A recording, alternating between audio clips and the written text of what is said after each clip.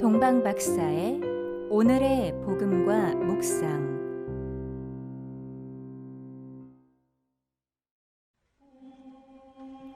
연중 13주간 토요일 마테오복음 9장 14절부터 17절까지의 말씀입니다.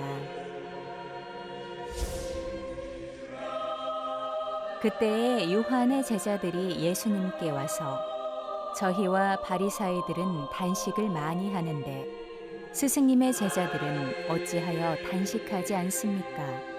하고 물었다. 예수님께서 그들에게 이르셨다. 혼인잔치 손님들이 신랑과 함께 있는 동안에 슬퍼할 수야 없지 않느냐. 그러나 그들이 신랑을 빼앗길 날이 올 것이다. 그러면 그들도 단식할 것이다. 아무도 새 천 조각을 헌옷에 대고 꿰매지 않는다. 헝겊에 그 옷이 당겨 더 심하게 찢어지기 때문이다. 또한 새 포도주를 헌 가죽 부대에 담지 않는다.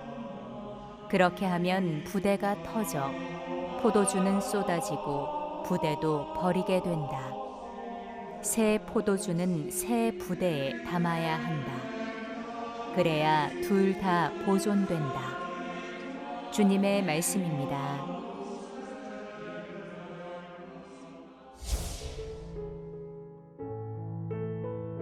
찬미의 예수님, 오늘은 포르투갈의 성 엘리사벳의 삶을 묵상해 보겠습니다.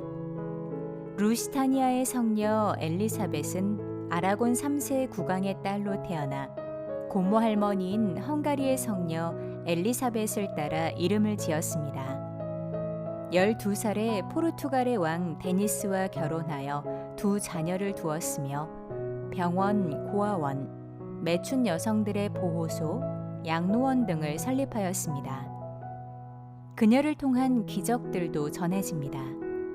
눈먼 아이의 눈에 손을 대자 눈이 밝아졌는가 하면 환자에게 십자성호를 그었을 때 즉시 완쾌되는 일도 있었다고 합니다.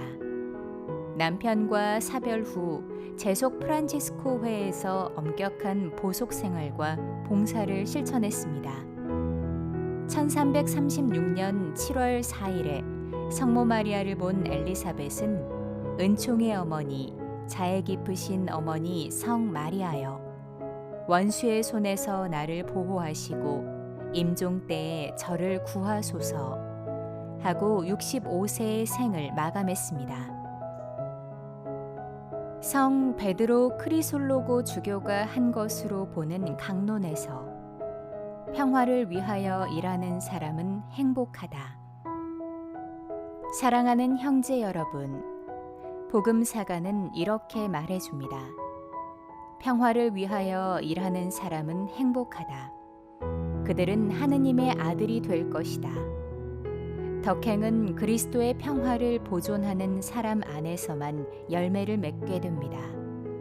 그래서 평화를 위하여 일하는 사람만이 하느님의 자녀라 불리울 수 있습니다.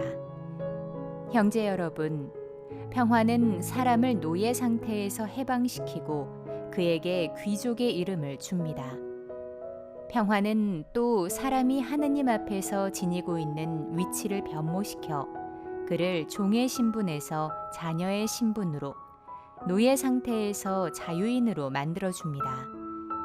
형제들 간의 평화는 하느님의 뜻이고 그리스도께서 기뻐하시는 것입니다.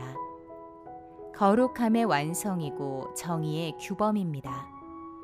지식의 스승이고 윤리의 수호자이며 만사에 칭송할 만한 질서입니다.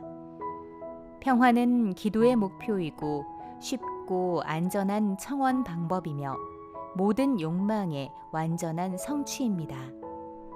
평화는 또 사랑의 어머니, 화목의 유대, 그리고 원하는 것은 다 청할 수 있는 순수한 마음의 확실한 증거입니다.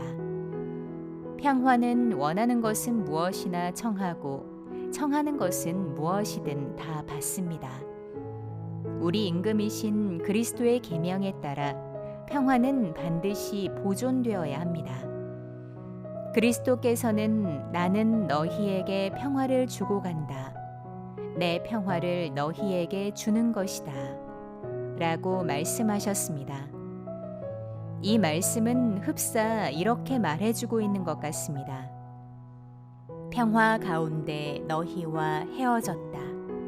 내가 다시 올 때 너희가 평화 가운데 있는 것을 보고 싶다.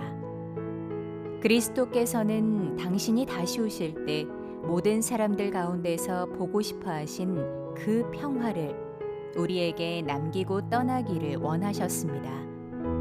주께서는 당신이 우리에게 주신 이 평화를 보존하라고 명령하셨습니다. 내가 준 것은 다시 찾겠다. 라는 주님의 말씀에는 모호함이 조금도 없습니다. 마음속 깊이 평화를 심어주는 것은 하느님의 일이고 그것을 송두리째 뽑아버리는 것은 원수의 짓입니다. 형제적 사랑이 하느님께로부터 나오는 것처럼 미움은 마귀들로부터 나옵니다. 따라서 우리는 온갖 종류의 미움을 단죄해야 합니다.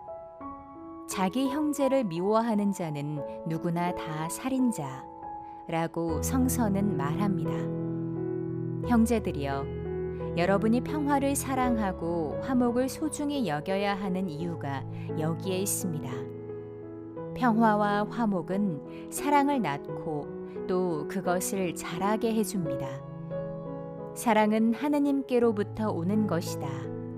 라는 사도 요한의 말씀을 들었습니다. 이 말이 사실이라면 사랑이 없는 사람에게는 하느님이 없습니다. 형제 여러분, 우리 생명에 이바지하는 계명들을 지킵시다.